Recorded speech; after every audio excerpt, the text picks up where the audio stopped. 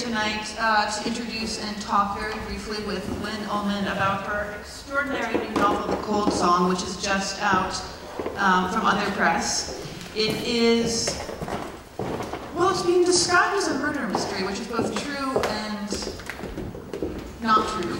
It begins with the death of a young girl, and it's the story of the events surrounding her murder. It's really also a story of a family, sort of a disintegrating, dysfunctional family. And she's going to read a few pages from... Well, it's interesting what my colleague here just talked about, the family being a miniature East Germany. I'm also thinking that a family really often is a miniature society, and that's what I try to portray in this book. And with many different voices, many different points of view. And what I'm going to read now were in the voice and the head of a 13-year-old girl, the anarchist of the novel, and the truth seeker. Her name is Alma. She has just cut off her teacher's braid while her teacher wasn't looking. She went and cut off. And now she has to write a letter of apology. Well, what if I write something like this, Alma said, looking at John, his father. October 29th, 2008. Hi, Mrs. Lund. Sorry about what happened. I didn't mean it. Yours sincerely, Alma Dreyer, 8B. Alma was not speaking to her mother or her sister. Fuck, cunt, shit, prick, cock, stupid, ass, screw. Alma didn't give a shit about all these people and all the shit that surrounded her wherever she went. Try again, her father said, and Alma wrote. October 29th, 2008. To Eva Lund. My deepest apologies for the recent incident. I didn't mean it. Best wishes for the rest of the autumn term. Yours sincerely, Alma Dreyer. Alma was not attending school at the moment. Expelled, not wanted. Instead, she found herself along with Siri, her mother, and John, her father, in the office of a psychologist, with a policewoman present, being interrogated as if Norway were a bloody dictatorship, for God's sake.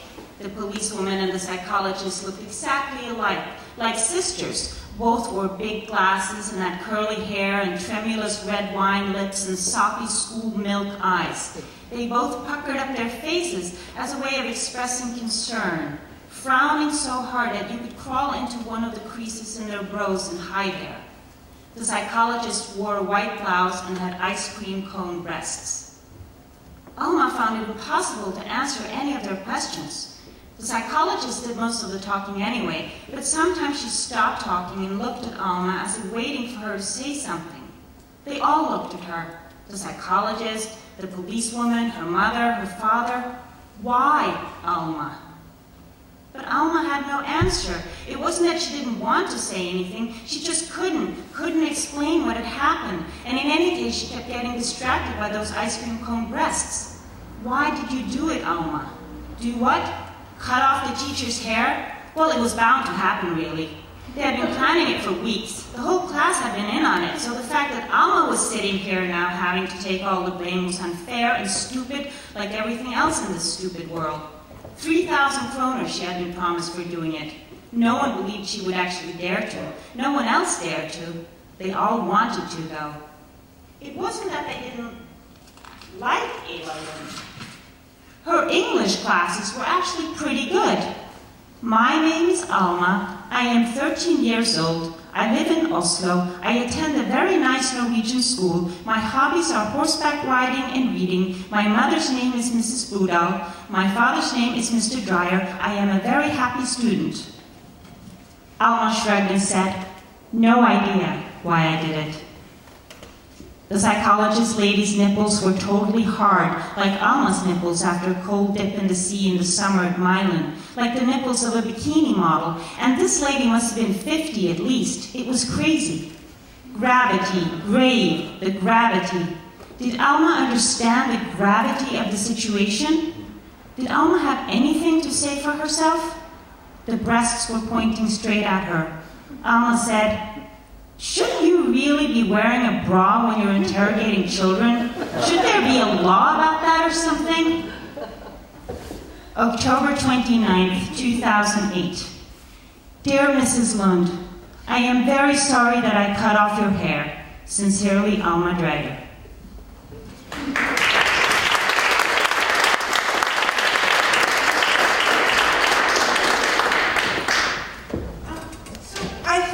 We only have a few short minutes. I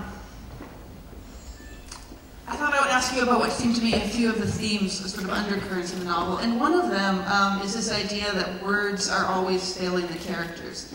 The impossibility of communicating what anyone is feeling. There's a scene with the husband and wife where he says to her, they're having an argument, he says, I think you know what I mean. And she says, no, John, I don't know what you mean. No matter how he worded it, it would come out wrong. And I just wonder if you could talk a little bit about that aspect of the novel. Well, I think what I started out thinking that this was going to be about was about a small society, which is this family, all trying to figure out who they are and where they come from and why did they end up where they are. And they're pretty broken. So they're all trying to tell in some way or another the story about themselves. But the stories, between the husband and the wife, the stories are not matching anymore. They're not corresponding. So language has let them down because the husband, the ones you mentioned now, the husband, he's a writer, he has writer's block, so his words are really letting him down. And because he has writer's block, and is pretending to be writing, words are failing him, and he's creating shadow worlds, which is what you do when you have writer's block. You become very destructive. Just think of all those movies about people with writer's block. They're all very destructive minds. And then he starts with little betrayals. He starts betraying his family. Little betrayals become bigger betrayals. And of course, once the lies start creeping in, the betrayals start creeping in, language becomes very difficult. Well, for a cheating husband, obviously, because he has to remember what he's saying and what he's telling and what actually happened and with the children growing up in this sort of shadowy world with half-truths, that becomes difficult too, because as a kid you want to know who you are and you want to know something that's true, and everything around you is sort of has tones of falseness in it. So language is kind of the first thing that lets everybody down. But it's also the case that, it seems to me that we always sort of miss the point. There are a couple of scenes, particularly with John and Siri, where when they first meet, and he's sort of, there's a line from a Dylan song that he uses when they first meet, and that she doesn't realize that he's referring to the Dylan song until a year after they meet. And there's a scene with a critic where he makes a reference to Joyce, and there's my sense sort of that throughout the novel there are these, that the book is in dialogue with other books and other authors, and that we aren't always picking up on those connections, and that sort of is also what distances us from each other. Well, there are two things that you just mentioned. Well, I think all writing is a conversation with other writers and other books, and when I'm writing, I'm always, talking or thinking about other books as well as own experiences. Autobiography, this is not an autobiographical novel, but autobiography and experience is so much about what you read. And for these people also, that's the case. But don't you feel that it's very often the case, though? That, we talk and we just almost get the point? And that's so rare. Is there a moment? And those are the wonderful light moments that make, for wonderful living, is when you meet someone, or there's a conversation, or you meet someone again that you might have lived with for 20 years, and suddenly there is seeing or there is comprehension of that other person. There is an actual, movement of empathy when you actually see the other person. But most of the time, empathy or seeing another is extremely difficult. And reading is maybe part of that experience, trying to, I read, sometimes when you read, you can maybe see another, but it's so hard, and I feel like it's like that in real life too, you go through a day and did you get it, Did you meet someone? Did you actually meet? Did you get what he was saying? Did he get what you were saying? It's really hard, be interacting with people and getting at some sort of truth. Or I find it hard, maybe you don't. No, I find it impossible on the notion that you're always sort of one step removed from what the other person is, and if you could just, you're just slightly off. And I think, that's why falling in love is such a wonderful thing, because then you feel like, everything just is an open, and everything is understand, you understand everything. That's why I think that particular feeling is so lovely. Well, yeah, and they fall in love back with you. If you fall in love and you're being rejected, of course, it's the opposite, yes. And there are many books about both of those situations. Can you maybe talk a little bit about the structure of the book? One of, to me, the really remarkable things it accomplishes is that you see the story is told from the perspective of a number of different characters. The grandmother, the mother, the husband, the sort of nanny for the summer, the young girl. Was that something that you knew you wanted to do at the beginning? Well, I knew none of my novels are really chronological. So there's always playing with time and when did something actually start? When does a story start? That's something that John, the writer, even asks himself in the book. When does a story start? Does it start here? Does it start there? The book itself pretty much begins with the disappearance and the location of a girl who's, who has touched everyone, who's worked as a babysitter. So the mystery of her disappearance starts the novel.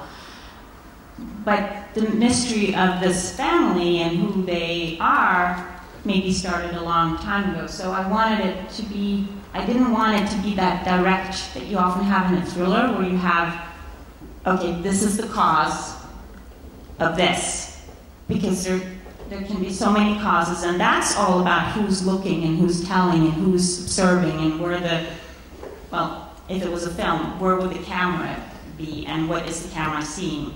So each character sees something different. Maybe it's part of the same story, but sees something different. But we heard the same thing. More? No. I'm not sure if I'm allowed to ask you this question, but it's like asking a mother who their favorite child is. But is there a character in this novel that you feel closest to, or most protective of, or it was easiest to write? Well, those are different questions. I always have the most difficult time writing about women who are, in their 40s before women in their 30s. So women who are sort of like me, so serious. I find it difficult. I had a wonderful time writing about John, the man, the writer, and all his infidelities that are just going wrong, and his relationship with his dog. It was fun writing about the dog and the dog's point of view. It was fun writing about Alona, 13-year-old anarchist, and the grandma also an anarchist. Yeah, no, but I feel solid. They're not all likable characters. They're really not. Some people have gotten mad at me that they say, this character's John, the unfaithful husband. He's not likable because he cheats on his wife, and why did you write such a horrible character, and why doesn't Siri get up and leave him? But I kind of understand why they all do stuff, because I think that's the requirement of a writer, is to have solidarity with the writer. but no, with the characters, but not necessarily, love them or make them likable or heroic. So that's